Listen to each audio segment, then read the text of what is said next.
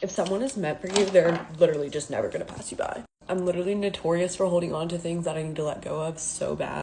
I dated a guy in high school who really just did not like me. I dated for a couple years, and it was super on and on. But frankly, he just did not like me. Now, the problem with this was that he was always willing to let me still hang out with him and still see him, which obviously set me back for like a while in finding a boyfriend who actually liked me and wanted to pursue me. So my senior year of high school, I actually committed to the college that my, well, now ex-boyfriend goes to. Still hanging out because he would let me, and I would still go every single time he asked me to hang out.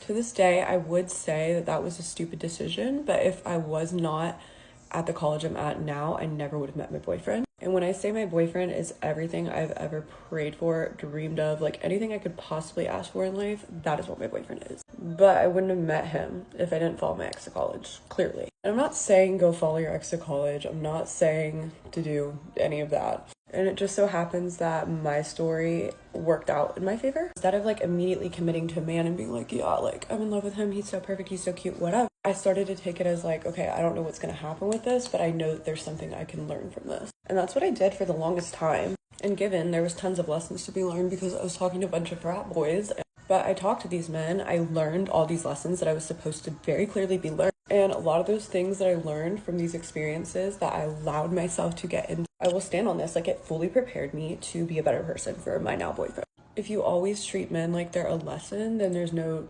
really chance of you getting as hurt. Like it's a learning experience every single time. And it might hurt and it might not feel as substantial as it is. But as long as your one goal of a relationship is to come out better than when you started, then you're always going to learn a lesson. And there's always going to be something to take away from it. Given there is always going to be lessons that you don't really want to learn, or people that you don't really want to be a lesson. But just because you don't want something to be a lesson doesn't mean that it isn't. It's kind of similar to that quote, like if you never take it too seriously, then you never get hurt. Except it is very good, in my opinion, to get hurt by certain things because then it makes you less likely to want to do it again.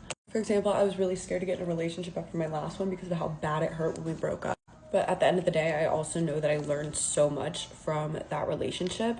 Like, if I never met my ex-boyfriend and I never went to school here, I never would have met my current boyfriend, so I wouldn't have him, and life would be completely different, and that would suck. You can only throw yourself a pity party for so long before you're the only person at the party. I don't care if you literally have to put sticky notes all around your room being like, it happened for a reason, like, because if that's what you have to do to get past something, then that's what you have to do, and I've literally done that a million times. There are far more embarrassing things that you could be doing that are much more fun than crying over a man. I wrote down a list of everything that I wanted in a boyfriend, and 2 weeks later, I met my boyfriend, and he has every single quality on that list, but probably way more than that.